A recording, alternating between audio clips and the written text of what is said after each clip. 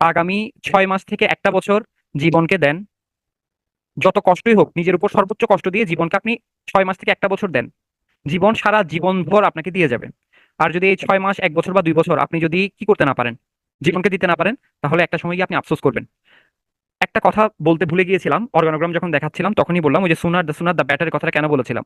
আপনি যদি 25 বছর বয়সে সিনিয়র অফিসার হিসেবে ঢুকতে পারেন, আপনি নিশ্চিত থাকতে পারেন আপনি জিএম হয়ে বের হবেন ব্যাংক থেকে। কিন্তু আপনার যদি চাকরিতে ঢুকতে দেরি হয়ে যায়, সেক্ষেত্রে কিন্তু বয়সের বাধার কারণে আপনি জিএম নাও হতে পারেন।